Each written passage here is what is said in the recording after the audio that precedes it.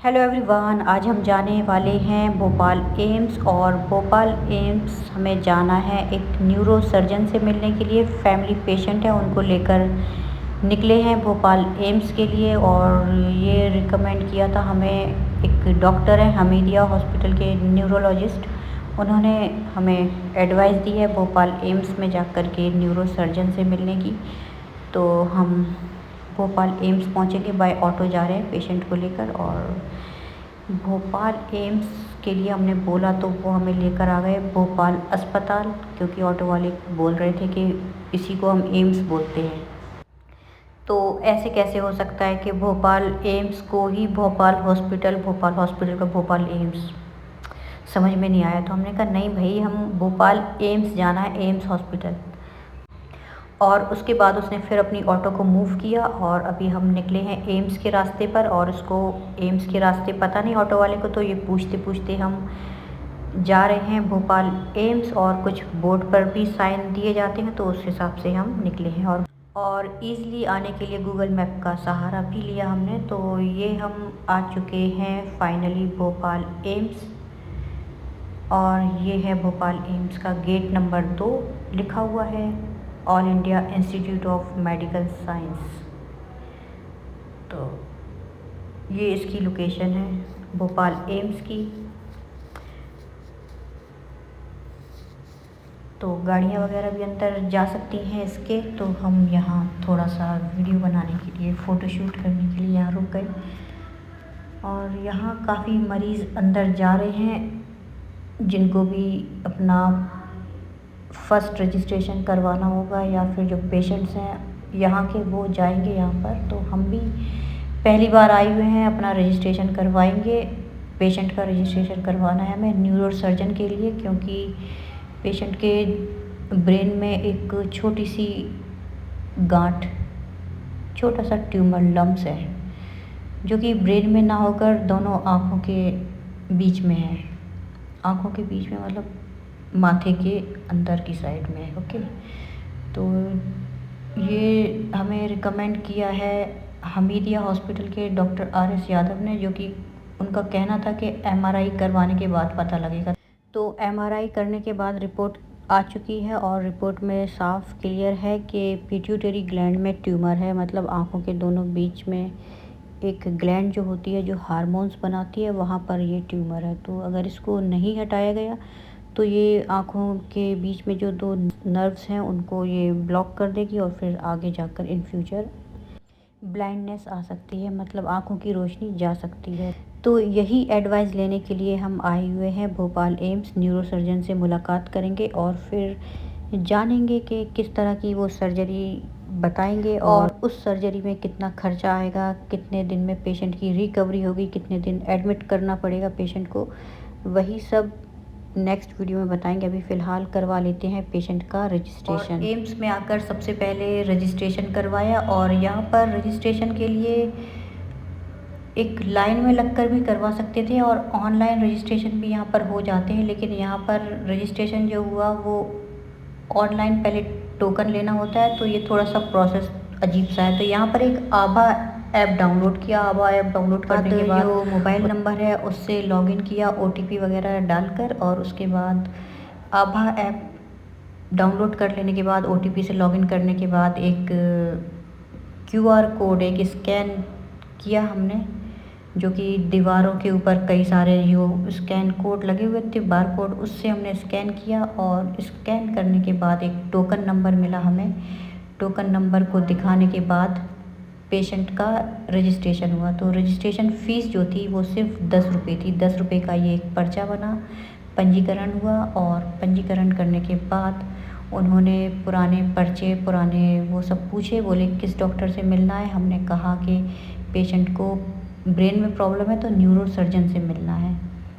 तो neuro surgeon को अभी आने में थोड़ा सा टाइम था, तो थोड़ा सा वेट किया हमने, और सोचा कि चलो थोड़ा सा वीडियो बना लिया जाए।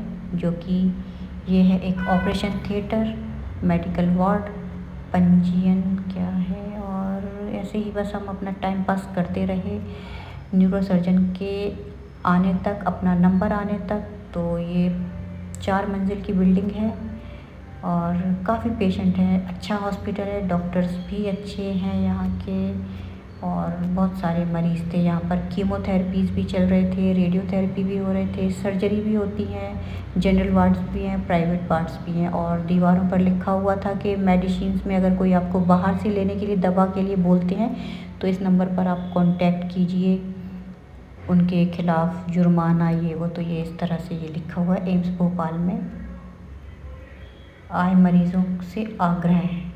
तो इस नंबर पर आप कांटेक्ट करके अपनी कंप्लेंट दर्ज करा सकते हैं अगर आपसे कोई बोलता है कि ये मेडिसिन्स हम यहाँ हॉस्पिटल से ना देकर आपको बाहर से लेनी है। और यहाँ हम थोड़ा सा और आगे बढ़े तो ये देखा हमने बोन मैरो ट्रांसप्लांट सेंटर। तो जिन पेशेंट्स को भी बोन मैरो ट्रांसप्लांट करवाना होता है, जो मुझसे पूछते हैं कि खारघर में हो जाएगा या टाटा हॉस्पिटल पारेल में होगा, तो वो जिनको करवाना है वो भोपाल आकर भोपाल एम्स में भी अपना बोन मैरो ट्रांसप्लांट करवा सकते हैं। और अभी इस वीडियो में बताने के लिए कुछ खास है नहीं, क्योंकि सर्जन से अभी मुलाकात नहीं हुई है। मुलाकात हो जाएगी तो वो हम एक्सपीरियंस नेक्स्ट वीडियो में शेयर करेंगे कि किस तरह की सर्जरी होगी और क्या ट्रीटमेंट दिए जाएंगे, क्या कॉस्ट आएगा, कितना खर्च आएगा, वो सब आप लोगों के साथ शेयर करेंगे किसी दूसरे वीडियो में। भोपाल एम्स में ही ट्रीटमेंट दिलवाएंगे जब। तो अभी फ़िलहाल हम सिर्फ विज़िट करेंगे और न्यूरो सर्जन से हम मीटिंग करेंगे। तो न्यूरो सर्जन से मिलने का जो समय है वो 11 बजे का था, और पर्चा लगा हुआ है, ऑफलाइन है। यहाँ का जो प्रोसेस है वो ऑफलाइन है। तो पर्चा लगा हुआ है, नाम लेकर बुलाया जाएगा। तो नाम लेकर बुलाने पर डॉक्टर के पास जाएंगे। डॉक्टर नहीं, न्यूरो सर्जन के पास जाएंगे। न्यूरो सर्जन सारी रिपोर्ट्स को देखेंगे, पुराने रिपोर्ट्स, नए रिपोर्ट्स, उसके बाद वो बताएंगे। ठीक है। तो पेशेंट्स की जो रिपोर्ट्स हैं उसमें सिर्फ पेशेंट के 2 MRI हैं। एक 6 महीने पहले का MRI है और एक अभी नया लेटेस्ट में MRI है। जो कि जो ट्यूमर है वो बढ़ा हुआ नहीं है, साइज़ जो है वो सेम ही है, जो 6 महीने पहले थी वही अभी है। तो बढ़ा हुआ नहीं है तो अच्छी बात है कि नहीं बढ़ा है, लेकिन सर्जरी करेंगे। सर्जरी करके हटा देना सही है ऑप्शन डॉक्टर के हिसाब से। और सर्जरी जो होगी वो ब्रेन को खोलकर नहीं की जाएगी, वो नाक से सर्जरी की जाएगी। एक छोटा सा ऑपरेशन है। ये सारा प्लान होगा, किस तरह की सर्जरी होगी और मेडिसिन क्या होंगी वो सब सर्जन बताएंगे। अभी फ़िलहाल के लिए हम सिर्फ इसीलिए आए थे कि सर्जन से मुलाकात करके वो क्या बताते हैं।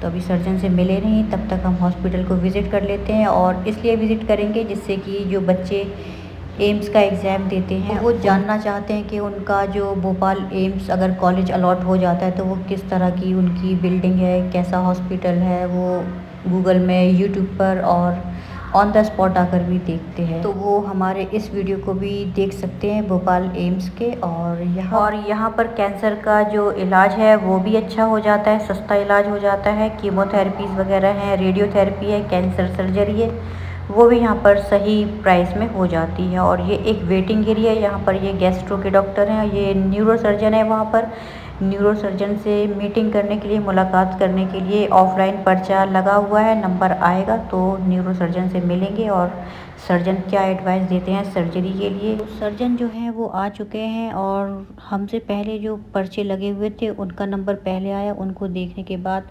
हमारे पेशेंट का नंबर आया और उस पेशेंट को लेकर हम जब पहुँचे न्यूरो सर्जन के पास तो उन्होंने पेशेंट के पुराने रिपोर्ट्स को देखा, कुछ ओरली उनसे पूछा और उसके बाद उनका नया MRI था वो भी देखा। और उसके बारे में कि सर्जन को थोड़ा सा डाउट है कि पेशेंट का जो ट्यूमर है वो माथे के ऊपर है, आँखों के दोनों बीच की किसी नस के ऊपर है। तो उनकी आँखों की विज़न, उनकी रोशनी, आँखों की कोई इफ़ेक्ट तो नहीं हुआ।